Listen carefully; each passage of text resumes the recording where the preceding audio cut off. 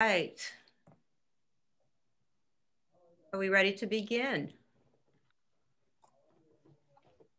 Let's get started. Good evening, everybody. Welcome to the quarterly Community Justice Forum of the Criminal Justice Coordinating Council. I am Ellen Steinberg, West Ashley Magistrate and Vice Chair of the CJCC. It is my pleasure to welcome you all this evening. I want to give you a little bit of history. The mission of the CJCC, which was formed in 2015, is to assist in making sustainable, data-driven improvements to Charleston County's criminal justice system and thereby improve public safety and community well-being. The CJCC focuses on the system as a whole and utilizes data and collaboration to focus on common challenges and agreed upon solutions. For instance, we prioritized alternatives to jail for lower level charges and supported the use of community-based options for individuals experiencing homelessness, mental illness, and/or substance use disorders. These efforts led to real results. Between 2014 and 2020, local bookings in our jail decreased by 62%. Bookings for specifically targeted municipal and magistrate charges decreased by 84%. The number of municipal and magistrate charges entering the jail decreased by 78%. The number of individuals cycling repeatedly through the jail decreased by 63%, and the local jail population decreased by 38%. The CJCC is a collective of elected and senior officials, law enforcement, judicial and court leadership, behavioral health professionals, victim and legal advocates, and 12 community representatives committed to taking a hard look at our local criminal justice system. We are currently implementing our strategic plan, a plan that was grounded in data and community priorities. Development of this plan followed a critical dialogue to change process that was largely influenced by community representatives working with members of the community. This is just one example of the role community representatives have on the CJCC. There are 12 representatives on the CJCC, and their role is to voice the diverse needs and concerns of Charleston County residents within the CJCC. They attend and participate in CJCC monthly meetings, review CJCC policies, gather and share community input, and provide voice and feedback from the community in the CJCC decision-making process. I am pleased that we not only have current community representatives with us tonight, we also have a prior community representative here to moderate tonight's discussion. Samuel Bellamy is a youth advocate that served as a community representative on the CJCC from 2019 to 2020. He is currently business development consultant at South Carolina Mentors and associate care coordinator at Select Health of South Carolina. Mr. Bellamy is also a committee member of the Coastal Community Foundation of South Carolina. Previously, he served as vice president of the Mentor Exchange Club of Charleston. There's no doubt Mr. Bellamy is a very busy man, and we are delighted that he could join us this evening. Mr. Bellamy, it's yours. Thank you so much. I appreciate the invite, and I'm glad to be with you guys here tonight. As noted, the CJCC is a collaborative council guided by data, and our success hinges on us working together. system actors, and community members alike. And together, we have the best opportunities to overcome long-standing and complex criminal justice challenges that we all face. So let's get things started. Let's meet the community representatives with us tonight. In addition, you will be able to find out a little bit more about them and gather their contact information through the CJC website. But with us tonight, we have Dr. Anthony Bashara, psychology professor of the College of Charleston. Please wave for us whenever we say your name. We have Dr. C. Michael Bowman, president of the board of directors for Father to Father. We have Adrian Kane, senior vice president, leadership of Charleston Metro Chamber. Ms. Lydia Cotton, Hispanic community advocate. Ariana Keels, attorney, bilingual victim advocate. Marcus Tyler McDonald, lead organizer of Charleston Black Lives Matter. Mr. Otha Meadows, president and CEO of Charleston Urban League. We have Keith Smalls, founder and director of My Community's Keepers Mentor Group. Reverend David Trulock, executive director of Shield Ministries. And we have Ms. Lauren Williams, attorney with Williams & Walsh, LLC. I want to thank each and every one of you again for joining us tonight. Just a couple of housekeeping rules. So we want to keep this as interactive as possible. So if you're watching us on live, please put your questions, your comments, your responses, anything that you have to say or share in the chat. And we will try to weave those questions in as we continue along. We will be asking just 2 to 3 responses from each question that we answer, and I will indicate by mentioning your name if I want to make sure that we get your input on that particular question. If you do not get your name called and you have like a really, really important comment, or you really want to add some details or some extra information to a question, please just raise your hand and we will make sure that we acknowledge you.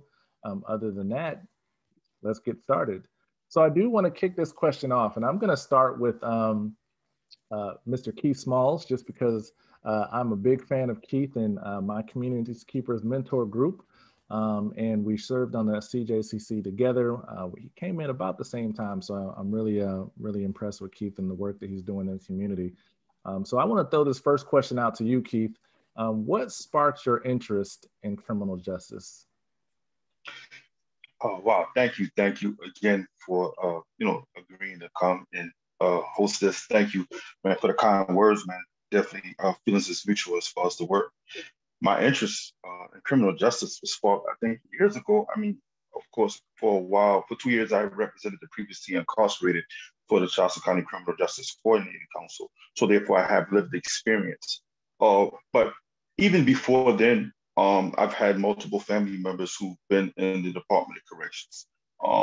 So that has been, the criminal justice system has definitely been something that has been impactful in my family and in my community.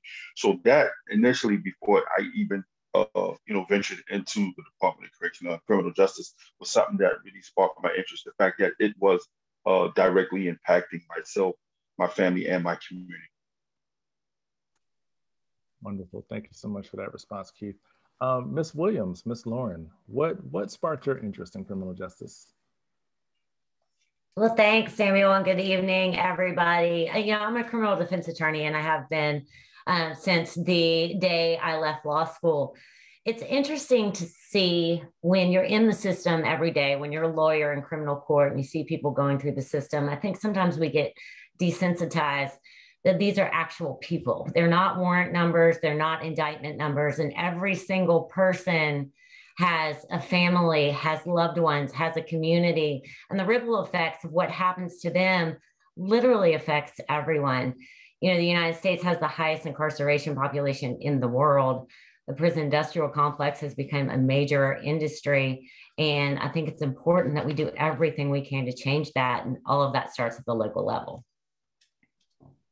Absolutely. And speaking of the local level, I'm going to throw it over to Mr. McDonald, Mr. Marcus. What would you say? What sparked your interest in criminal justice? Thank you. I'm glad to be here for everybody.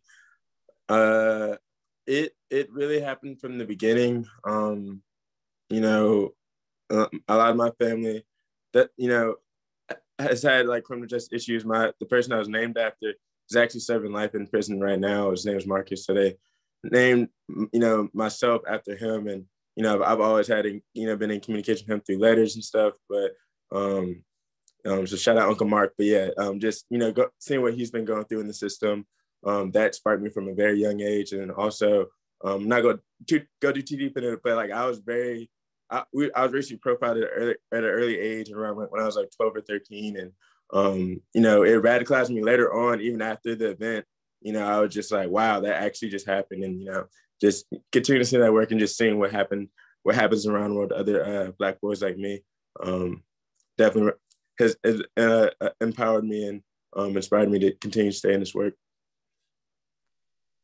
Thank you, Mr. McDonald. And like Mr. McDonald said, and like you've heard from Ms. Williams and both Mr. Smalls, criminal justice it impacts every inch of all of our lives. So none of us are shielded from it. None of us are exempt from dealing with any of the issues, good or bad, that we that occur, in the criminal justice system. Mr. Trueluck, Reverend Trueluck, can you tell us why exactly you decided to get involved with the CJCC? Thank you, Samuel. First off, you can call me Mr. You can call me David or whatever. I'll respond to almost anything. But so I got involved in the criminal justice system because I myself am a convicted felon. And now we operate a men's transitional house that are working with men who are coming out of our prison systems. And we've been doing this for over 10 years. And so we see the struggles that they go with, that they come into our program with. Most of them come with the shirts on their back. They come with no IDs, no birth certificates, no social security cards. And so it's a very difficult process for them to be able to get acclimated back into society and actually turn their lives around. And so the desire to see men turn their lives around is what got me started in this ministry. Seeing the work that the CJCC was doing to actually make an impact and decrease, as Judge Steinberg presented, the statistics that show that the CJCC is having an impact in decreasing the jail population and decreasing that constant revolving door of inmates going in and inmates coming out and going back in. So wanting to be a part of that and the desire to be a part of that and seeing the effectiveness that this organization has is what drew me to it. Absolutely.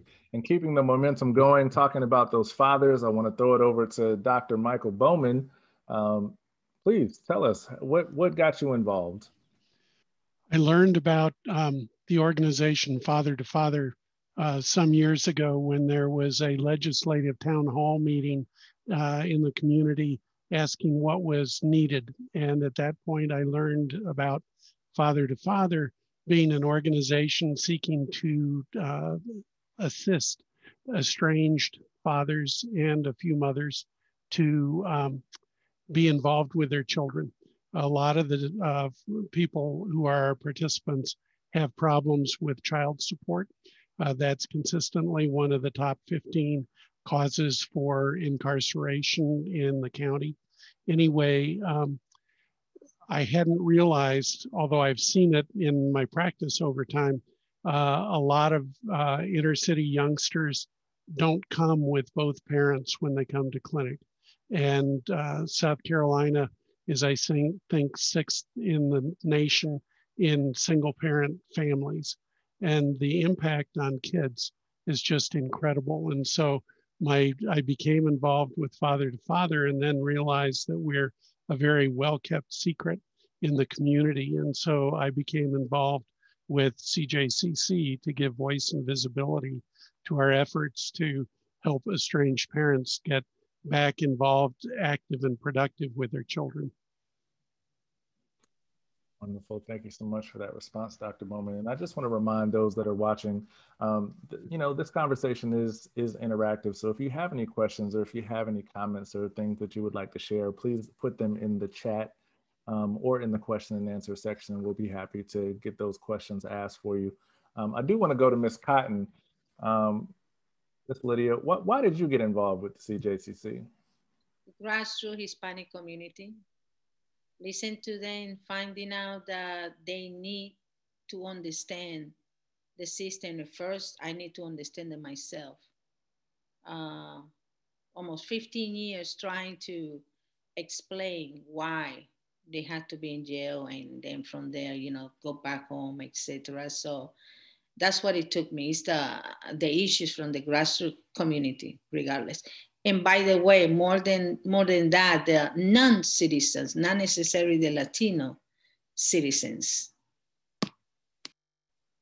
Absolutely. Thank you so much for that. And I love that you mentioned, one, the grassroots community, but two, you said it. I mean, in order to impact or make any type of change or any type of impact that you want in the community, you have to first understand it. So I love that you got involved for that reason. To that point, I do want to ask this question, and I want to throw it out first to Mr. Otha Meadows, because anyone who's been in the surrounding area for any period of time has heard his name. You have heard the things that he's been doing in the community, both as an individual with not father to father, but Urban League, and just in general. So, Mr. Meadows, can you tell us what community representation means to you? And I'll add on that, what community representation means to you and why it's also important to be represented. I think you're on mute, Mr. Meadows. Yeah, community representation to me means that we have a responsibility to share with our community as much as we possibly can about the things that impact our community in different ways. Let's just take the work of the Coordinating Council. We are a data-driven entity here. And I think that the information that we provide to the community is extremely important.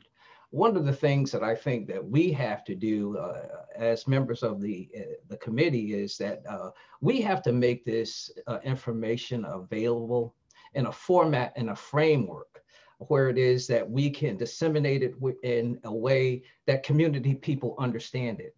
If it is that we are going to embrace the work of the council and let the community know what it is that the criminal justice is doing to our communities and to our society. As a representative of the community, I think that that's a role that we can play in helping push that information out so that, again, that we can empower the community in a way that they embrace the work of the council in a broader and a more significant way. Thank you for that, Mr. Meadows. Community representation, it means so much. And I think one community, if you can imagine, one community that we don't often think of when we think about criminal justice, whether it's reform or any other type of work that we're doing to impact the criminal justice arena, is the business community. So Adrian, please tell us, what does community representation mean to you?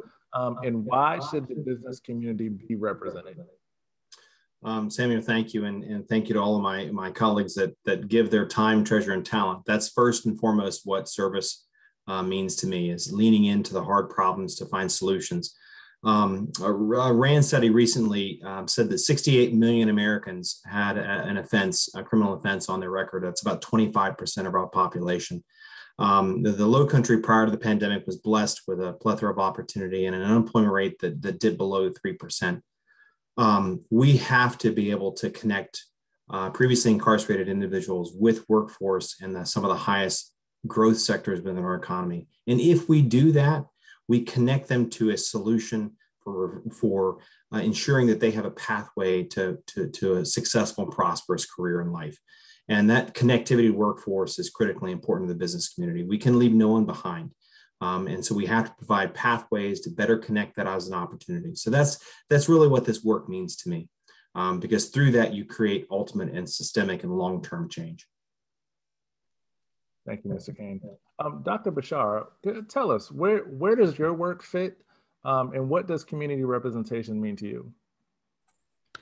Well, I think, thank you. I think part of my interest is just a general sense of frustration, right? We turn on the news, and it's just this basic sense of things are supposed to be fair and they're not, right? And it's hard to make a difference with, say, something that's going on in Minneapolis, but it's possible to make a difference locally.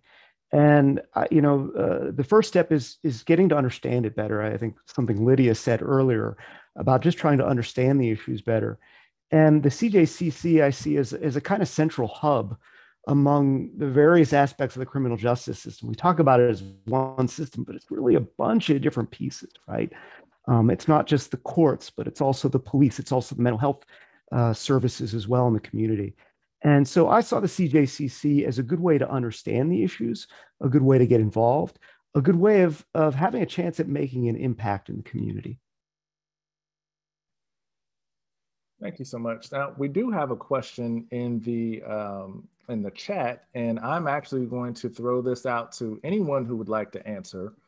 The question is, what are what are the medium and long-term goals of the CJCC, particularly in lieu of the low-hanging fruit that's kind of already been plucked, reducing arrest, incarceration, and the things that the CJCC are seeking to influence the systemic reform arenas.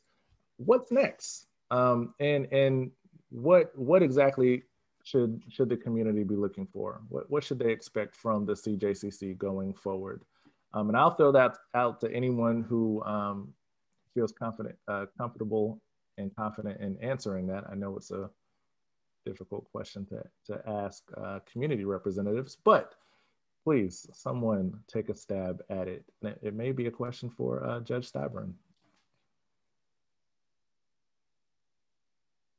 Or let's move it also to Christy Danford, who is the executive director and truly has the numbers in the palm of her hand. Christy. Hi guys. No, that's an excellent question. And, I will say, a lot of the low-hanging fruit was the stuff that we've already done, right? It was, diverting and deflecting people from jail when and where we could. And the strategic plan that we're actively implementing, and I'll put that in the chat in a second so you can check it out. We have 4 different work groups that are working on one, community engagement and disparity, another working on what happens before a booking is made. So what can be done for diversion and deflection on the front end of the system. We've got another working on bond and reentry. So when somebody is booked and goes to bond court, what's happening in that space as well as the reentry area. And then another in case processing. So really thinking this at the circuit court level and how long it takes to bring a case to justice and all the impacts of that, and particularly the backlog that is only growing with COVID. So there's a lot of areas, and I'm happy to answer more questions or get into the details of that, but I also don't want to take away too much from the conversation. But I think the biggest things are making sure that we not only are diverting and deflecting, but that we're building a more ability to bring to scale more recidivism reduction efforts that can work and provide productive pathways to help folks really get off onto the right foot and not only not come to the system, but not need it and not escalate in any other way as well. But I'm going to pause on that, and I'm here if you need me. Thank you so much, Christy. Also, for those who just joined us, Ms. Adina just posted in the chat the strategic plan. So if you have any really specific questions about what the CJCC is doing, please take a look at the strategic plan that was just inputted into the chat. I do want to throw this question out to Ms. Williams. What does improving the criminal justice system look like to you? Oh, I could take up the rest of this panel, excuse me. Honestly, and I saw in one of the Q&As, what are we doing to address racial disparities? So I'd like to address that as well. We've implemented a bond procedure where a client is interviewed basically once they are booked into the jail, and sort of in an algorithm that has been tried and tested in other jurisdictions that kind of helps eliminate some implicit bias. I have to be careful. I don't want to step on any judge's toes, but we did have bonds years ago that were all over the place. So you would have two defendants who the charge might be very similar, the facts might be very similar, but they might look different, and their past might be different, and their bonds might be very, very different. So what we've tried to do is use this tool to get more fair and consistent bonds across the board. We're kind of working towards seeing what other options judges have for treatment as a part of bond, that kind of thing. As far as improvements in the criminal justice system, I'll just go down a list rather than rant about all of them. I think cash bond is a huge issue. I think that the entire bondsman industry needs to be revisited. It might be appropriate in certain circumstances, but I hope that it will become rare. I think that diverting and deflecting prior to anyone getting arrested is hugely important. So if our mental health system were expanded and more communication with the criminal justice system, maybe some people wouldn't even find themselves in the system to begin with. And then alternative courts, I think, are huge. And we've made some really good strides on that. So that's like mental health court, homeless court, drug court, where you have somebody who has been charged, but this isn't a person who belongs in prison. This is a person who needs help, who needs some structure, and maybe we can give it to them. No matter what their past, no matter what the charge is, what can we do to keep this person from becoming a statistic, or maybe becoming a good statistic, a success story? I think a lot of it goes back to policing. I don't know off the top of my head, just because I'm not on those committees, about any police training or any diversity studies that we are doing. I think that is something we need to dig into. I think we can learn some lessons from COVID because our arrests did go down. So I think we should look at what charges went down and what the color of the people are who actually went to jail. I think that might tell us a lot. And, I might be making some people nervous saying these things, but I think it's very important for us to look into. Are there a difference between jurisdictions, right? Is a different race of people getting arrested in Mount Pleasant versus North Charleston? We can learn things from that. So I think there's a lot of studying that we need to do. And I think that'll lead to more improvements in the criminal justice system. Absolutely. Thank you so much. And I love a lot of the things that you mentioned there. I do want to ask that same question to Ms. Keels, who just passed the bar. Congratulations again. Since you're here, right? You just passed. You have that zeal, that fervor, that energy.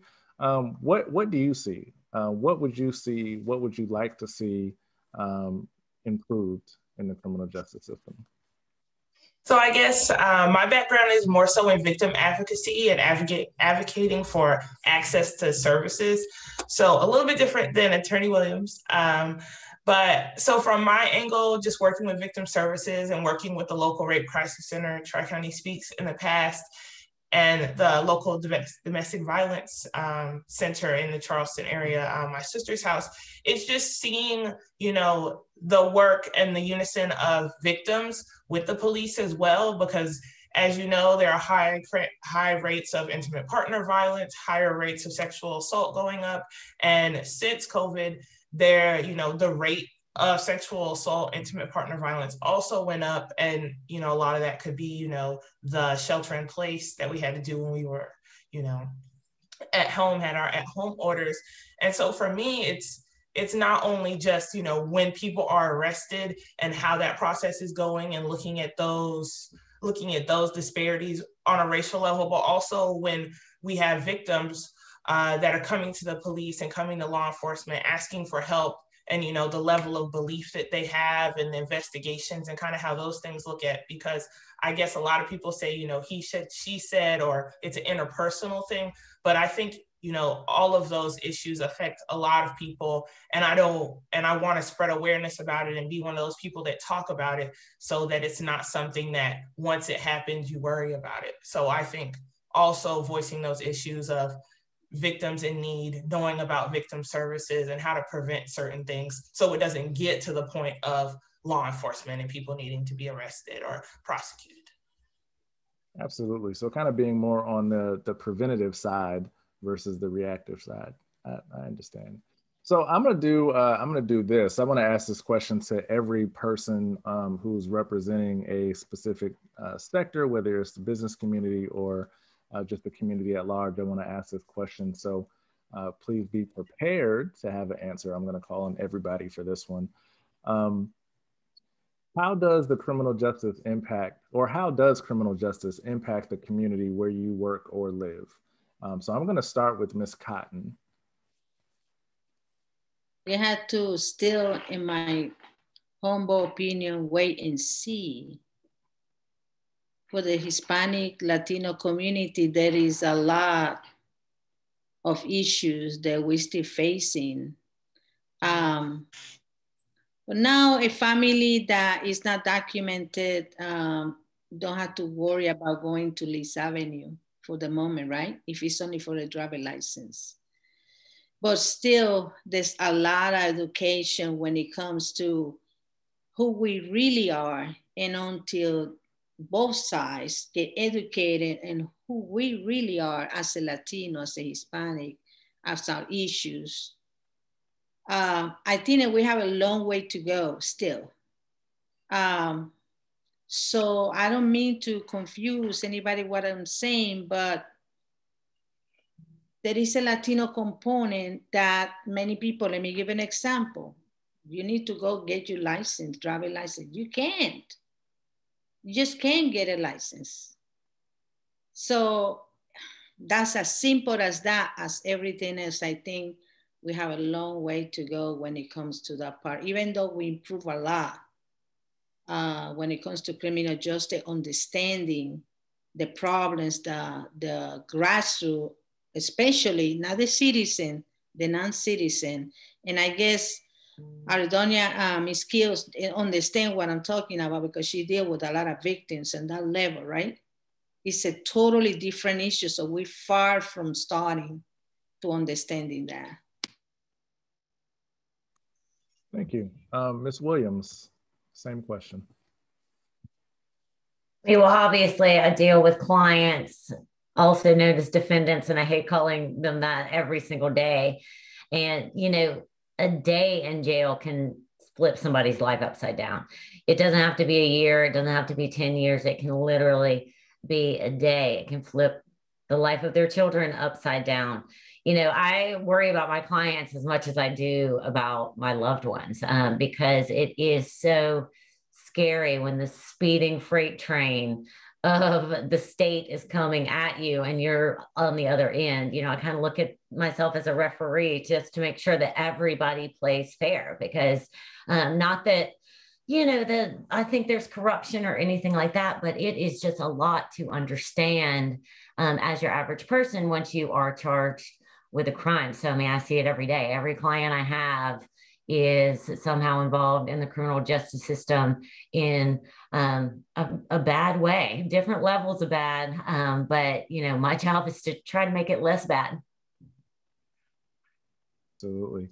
Mr. Meadows, same question.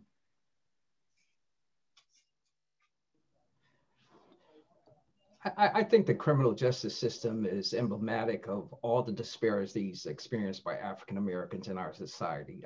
You know, disparities in education, disparities in housing, disparities in employment, disparities in income. You know, we see it every day here at the Urban League. And the other thing I think we need to understand in terms of what the effect that it has on our community is not only the impact that it has on this generation, but the generations after this and after that, and the generation after that. And you know, one of the things that comes to mind when we look at the body of work here, and before we take the deep dive into all the data, I think we need to start from a place and ask a very basic question. You know, why is it that African Americans and people of color make up 13% of the population, but we represent over 50% of those people who are incarcerated? And so, and I think if we're able to start there, we're able to begin to have some conversation and some understanding about what it is that we're challenged with as far as the criminal justice is concerned, but also understanding in a better way the impact that it has on all of those other areas in society that I talked about or mentioned earlier. Thank you, Ms. Meadows. Dr. Bowman. I think that the issues that father to father faces and our clients face, not all of our participants are involved. They haven't all been incarcerated, but since I've become involved with the Criminal Justice Coordinating Council, I've become more familiar with community reentry and the whole process. And now, as a supposed representative of nonprofits, I work now with a nonprofit, so I have that voice. But I think many nonprofits work in underserved areas of the community.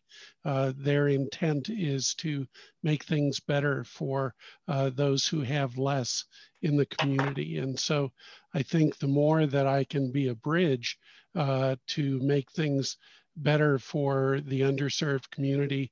I've been passionate about healthcare in the inner city for many years. And so it all fits in terms of we have many challenges that we need to work at one by one.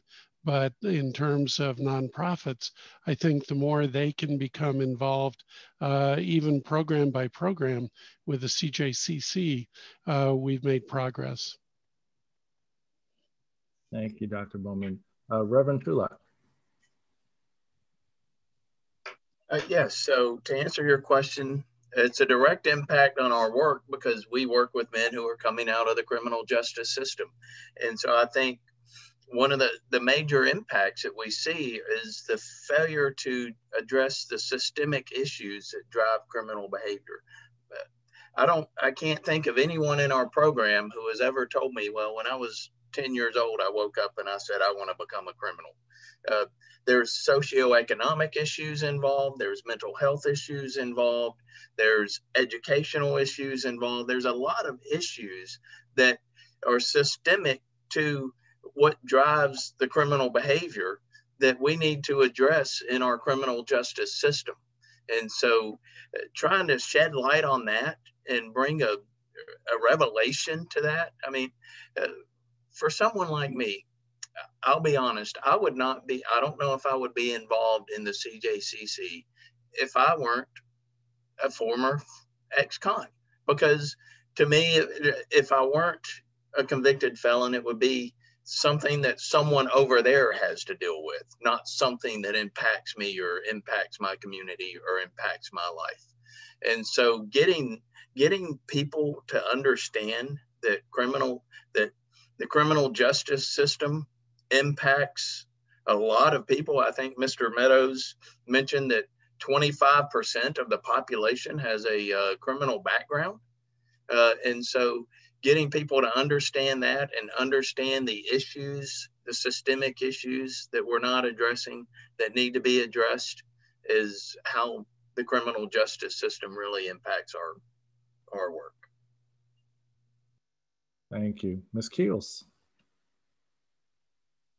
So I guess mine is, there's a few different facets for me, being an attorney now, and also being in victim services, and then also just being a Black woman in America, right? So for me, from a legal standpoint, it kind of embodies my work. The law flows through everything that we touch, more or less. And, before I went to law school, I didn't think about it that way.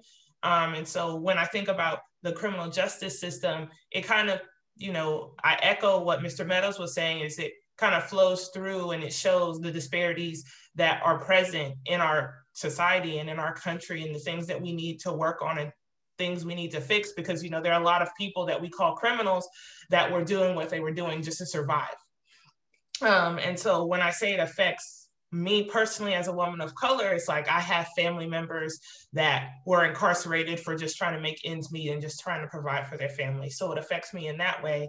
And then with my job as a bilingual advocate, my clients are directly affected because they're victims of violent crimes. And so when, like I said earlier, you know, going in and talking with police, you know, having that level of belief, and then having the level of evidence that's necessary to make that case go, or the burden of proof, however you want to define it, it directly affects, you know, my work as a professional. And so, you know, one, like Lydia said, understanding the law and understanding how it affects people is important. And then two, you know, like Reverend Trulip said, understanding why it affects people and how, you know, we're all connected, because as people, we're all connected. And it's like, what brought us here? For me, I was brought here because when I looked at the CJC website, I didn't see a lot of young people. And I think that, you know, politics and issues of the law and things like that aren't just for people over 30. For example, I think it's for everybody. And I wanted to fill that spot. So the criminal justice system affects me as a woman under 30 because, you know, I have a lot of life living to do. So I want to be more involved in my community and how policing takes place. And you know, I saw in the, you know, question and answer, you know, what can CJCC do to police, you know, some practices, or how we can, you know, rally to see some things happen. You know, reach out to us, reach out to the community representatives, let your voices be heard, whether that's an email or a phone call, and also just contacting the folks at the CJCC offices, Adina and Christy, just because we have a lot of resources at our hands and we want to hear from our community, because we are representing you. So tell us what you think, tell us what your ideas are, because we definitely want our voices to be heard so we can see that change. Thank you so much. Mr. Kane. So in many ways, criminal justice and our system affects the business community every day, from in filling the needs for employment, from opening your storefront each day. We have to lean in as a business community and recognize, and Mr. Meadows said this, that there are some historic and systemic barriers to equal opportunity across all of our sectors to live, learn, and earn in our community. And the business community simply has to be a part of that, because it will not change unless we are a part of that. And so it affects us every day. And as the Charleston Metro Chamber represents 1,600 members and 165,000 employees across the Tri-County region, in acting and waking that population up to the opportunity is the way we create long-term change. So it affects everything. And the trickle-down effect from that is resounding change throughout our community. I saw a question about hate crimes reform. Our chambers leaned in a very significant way to advocate on behalf of the passage of that in the legislature. We're there every day of the sessions in order to pass that legislation. We are, as all of you may know, one of the only states in the country that has not taken that step. And those things affect economic development. It may be sort of easy to miss that initially, that why would a company choose South Carolina? Well, if we don't have things like thoughtful hate crimes legislation, companies go elsewhere, opportunity goes elsewhere. And so that's how it affects the business community every day. Thank you so much. Mr. Smalls. Oh, wow. You know, being someone who was previously incarcerated for 19 years and represented the previously incarcerated, I kind of echo definitely what Mr. Meadows spoke about. When you look at statistical numbers, and we can kind of go over these numbers in nauseum, and they haven't changed pretty much over a course of period of years. But a lot of what a lot of my colleagues and representatives have said, it all kind of boils down to a lot of conversation that's going on, but not enough action. I want to read something, and I'll tell you where it came from. It's real quick. It says, You're not going to make this a better America just because you build more prisons. What this country needs are more decent neighborhoods, more educated people, and better homes. I do not believe reparation alone can bring about a better society. And this was a political candidate speaking on the campaign trail in 1968. we speak about now about the crime bill, and I'm somebody who was the victim of the 1994 Crime Act, the Truth and Sentencing Act, that was a incentive-driven grant program, which gave states grant money for construction of prisons from 1986 to 1997. 11 years, there were 11 prisons built in the state of South Carolina. None of them have since closed yet. It's a lot of conversation that goes on, but there's not enough being done. The word prison reform has become like a political slogan, and even institutions and organizations. We talk about it. Me coming home from Department of Corrections trying to find a job. Initially, it did bother me writing down that I was previously incarcerated. After a while, as I started to gain reputation for someone who fights, who become an advocate, a community representative, even in the city, a little esteem that's being held by me doing community work, whether it's CJCC or other organizations that I represent, I still have that same heartbeat when I fill out an application and they have me check that box, whether you were previously incarcerated. We had going around, it was a movement about ban the box. South Carolina, Charleston in particular, doesn't have a policy on ban the box. So again, when I look at CJCC, how so many different institutions, so many different sectors of business and education and religion and this community coming together, that's what's a system, how a system is designed. There's a networking mechanism of coming together. And that has to be the same thing on the other side. When it comes to judges, solicitors, attorneys, they have to really mean what they say and say what they mean. And even more, I think just the politicians as well. Sadly to say, I don't know. I think we're gonna have this conversation 15 years from now. I would love to be optimistic based on the work that we see being done locally with the CJCC, but I can't say that I am. So it's definitely crippling to my community being an African American, and it's a sad place that we're in. Thank you, Mr. Smalls. Dr. Bashir.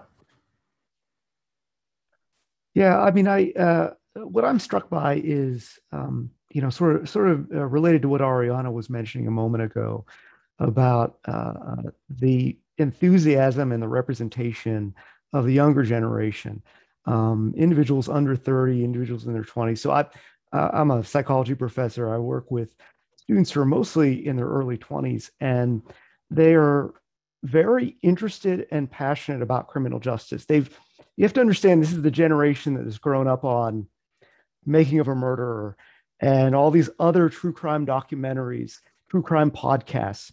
And so the idea of injustices happening is very real to them, even if it's not happening directly to them. All right. And so there's all this passion and this energy. And I see part of my job is trying to find ways of channeling that to something productive. Unfortunately, improving the criminal justice system, it's not like finding one villain. It's not like in the Scooby-Doo cartoons where you would just find the person who was wearing the mask at the end who was causing all the problems, and that solves everything. Unfortunately, it's this incredibly intricate system with all these little policies that you don't think about the ways that they could go wrong and the ways that they could lead to injustice. And so the way that CJCC has interacted with me and my job has helped me connect my students to ways that they could think about this more as more of a way of improving a system rather than just looking for one villain who's the cause of all the injustice behind it. Thank you so much. Mr. McDonald. All right, yeah, all right, there we go. Well, I echo a lot of what people were saying before, especially Ariana, what Keith was saying, just being a Black individual, living in today's society, that's definitely affected me a lot of way mentally, especially my family. Like I said, my uncle, a lot of my friends, I'm 24, so, and a male, so I have a lot of male friends we're the most representative in the prison system. So I see a lot of my friends who got in trouble as kids and, they're still doing that. So as far as my friends, I see that a lot, and I see, the effects of it rippling over, and just, the prison pipeline prison pipeline. I've just seen people in that pipeline. But as far as that community I'm directly in, I feel like some has been spoken on. As far as the activist community, feeling like a caged bird, just feeling like, you want to make these changes and you want to not only make changes, but get people excited and get people energized about making changes. But then, you'll get arrested, or we'll have a protest that'll get out of hand, or they will initiate, the violence, and it gets out of hand that way via arrest or what have you. And then, like I say, you just feel like a caged bird. Like you want to make these changes, and just because you want to make them in a way that's, might not just be in the courts or like in a Zoom call, 2020, but, just being, like feeling like, whatever you do, like, the law enforcement's going to be on your back or like at your door, or like, for a recent example, I think Captain Bruder's on the Zoom right now, but like having, like, for example, for young organizing, this happened this past weekend, but like she was, trying to organize a peaceful visual, and, having law enforcement, like pretty much tell the dean of students on her, and just like feeling like I said, like you have to risk it all just to be making changes. So I feel a lot of direct, negative effects just of, that, antagonize not only from law enforcement, but also people who, will support law enforcement. Like, oh, why y'all doing this? These are all good people. And it's like, it's not about a certain person, or it's not about an individual, it's about this system as a whole. So just kind of feeling like the black sheep sometimes. And then also just kind of like circling back in there with the youth too. We do a lot of youth work with the youth. I'm a substitute teacher at Burke, so I work with them, pretty tightly. And, seeing a lot of the kids, especially on the east side and at the Back to Green area, I mean, you hear a lot of the chiefs or a lot of, law enforcement who maybe on this call, or like just in general, talk about like super predators and violent gangs and gang task force. And it's like, my kids are from these neighborhoods, and like they older brother, might rock with this and all this stuff. And you see that, like, it's like people were saying before, the humanization. And then when you see people dehumanize it or say nothing's going on in Charleston, it's like, it's so much going on here, and there's so much going on that you could, actively affect. Like somebody said before, like it's a lot of stuff in Minneapolis, but I always, like, anytime we have something, it's like, there's stuff going on right here. There's police murders that are still unsolved, right here, like Jason Cooper, Jamal Sutherland, several others. So that's how it, affects me and, my community. So that's what I want to say. Thank you. Thank you so much, Mr. McDonald. And I see Captain Jason joined us. I don't know if you wanted to answer that question as well, or if you came in too late. Please do. Hear the question. Captain Jason, are you there? Okay, we'll assume he's not. So I want to ask this question, and I'm going to toss this out to Ms. Williams. We are running our countdown. We're running low on time. So if you can try to answer this question in under a minute, that would be great. I'm taking this straight from the Q&A section, and I'm going to try to combine a couple of these questions just to make sure that we can get them answered. But two-part question. How does the CJCC rally the community at large? So that's, all of you guys that are represented, the business community, the nonprofits, political leaders, and others that have been caught up in the criminal justice system. How do we rally the community as a whole? And the second part to that question is, how do we get people to be involved before they're actually involved in the criminal justice system specifically? Like, how do we stay one step ahead? As far as rallying, before COVID, it was a little bit easier. I mean, we did have these community engagement and meetings, and we had some really good turnout and some really good feedback, people conducting surveys. I do think we can probably do some more with reach, because, I mean, I have to say, before I just happened to read about the CJCC a couple of years ago. I'd never heard of it, and it had been in existence for a solid 5 years before I heard of it. And I'm in the criminal justice system every day. So, COVID dampens the reach a little bit, but, we try really hard. We've had some really good turnout for in-person events when we could do that. And hopefully soon we'll be able to do that again. And I just forgot the second part of the question. How do we rally people who haven't been involved in the Right. criminal justice system before they actually get involved? Well, I mean, I think that's where the community representatives come in. I mean, we all have contact with people who can reach underserved populations. And, you know, the younger we can get to people with education and knowledge and how to protect their own rights and how to stand up for their own rights, you know, the sooner we can reach those populations. You know, education, not just formal education, meaning school or public education, but education about what you can do to protect yourself, protect your rights, you know, what is acceptable in your life. You know, I think that can start at almost any age. And we all have the ability to get to those populations if we don't have direct contact, you know, through schools is a good idea, through the churches, through leaders in the Latinx community. I mean, through Father to Father, through all of these places, you know, anybody who has a criminal record is already has a target on their back. It is so hard to get out of the system once you're in it. And that is true the younger you are. You know, once you're in school and something that should just be, you know, you're disciplined at school for some kind of playground incident, but instead you're arrested, there you go. You have to claw to get back where you were. So we can all reach these communities. And I think the younger we go, the better. Absolutely. I'm going to try to get to one more question before we start our wrap up. And this question will go to anybody who wants to answer. So as far as the community representatives or any of the work that the CJCC representatives are doing, are any of you working with any state legislators to advocate for any specific bills that are aligned with the CJCC's strategic initiatives? You know, hate crime laws, gun bills, gun safety laws, domestic violence.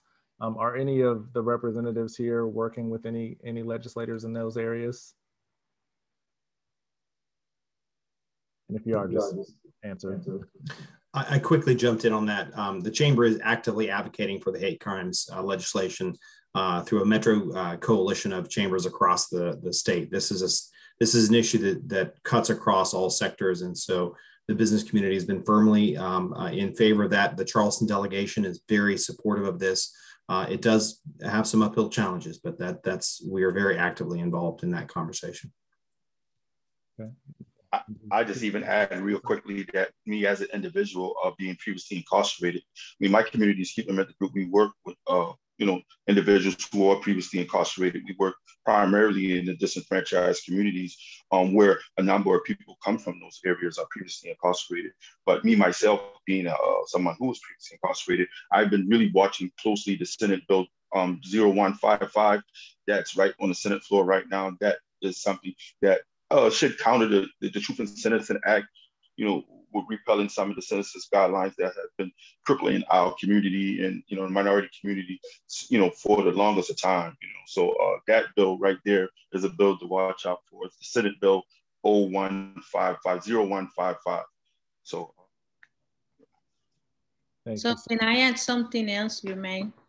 Sure. Quickly, you know, I've been blessed to be in CJCC in 2015. They allowed me to bring the Hispanic community and do what we do best as a grassroots and listen to them. We do a lot of things. But I want to advise for everybody. Let us lead.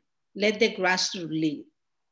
Because the problem that I see is that they send us to out there to get the people, communicate, and then you got to do this and that.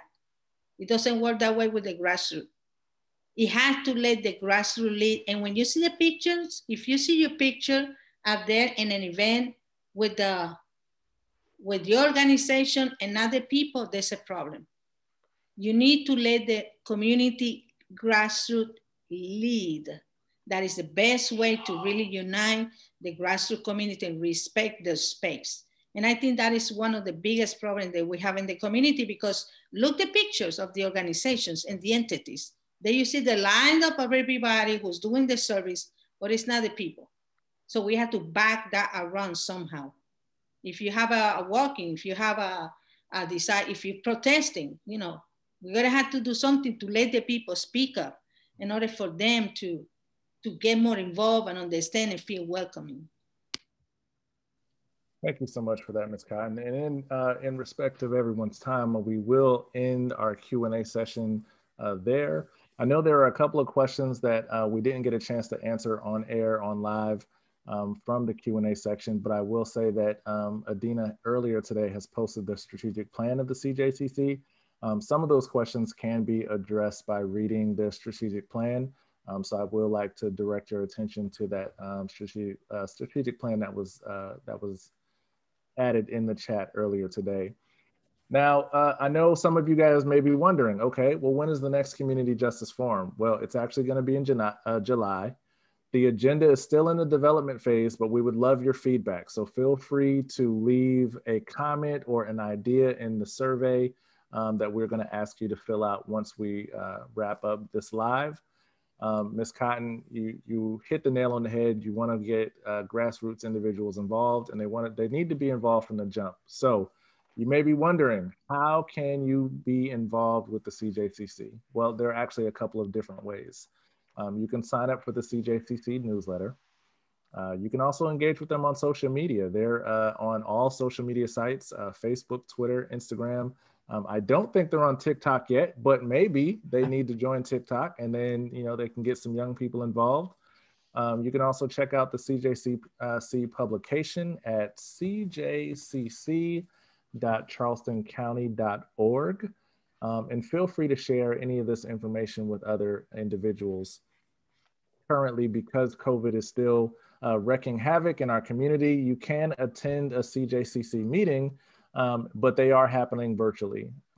Those are, virtual meetings only, and that information is published on the social media sites as well as through the newsletter. We do welcome other volunteers to join the CJCC, find ways to attend the quarterly forum, and most importantly, consider being a representative. If anything that you've heard tonight doesn't necessarily represent the community that you would like to see represented, please join the CJCC. They will be more than happy to take new representatives and entertain any new ideas or any innovative solutions that you may have to some of the problems that they're trying to solve. I do want to take the time to thank everybody who participated in this forum tonight. I thank Judge Steinberg for being our opening host and guest and introducing myself, and I thank every single member who participated tonight. Again, if there's anybody that's on the panel that you wanted to hear more information from in the beginning of this live, their bios were also inputted in the chat. Feel free to reach out to the representatives. That's what they're here for. They're here to represent your interests, and they can't do that if you don't reach out to them. So to make sure that your voice is heard, please take advantage of the representatives who are here, trying to do their part. So we do ask that you complete the survey, give us some feedback so that we can keep improving and keep making these as value-packed as we can. But I want to thank everyone, all the guests who are watching us live, as well as the participants. Thank you so much for participating with us tonight, and you guys have a good evening. Thank you. Thank you, Sam. Thank y'all. Good night, you all.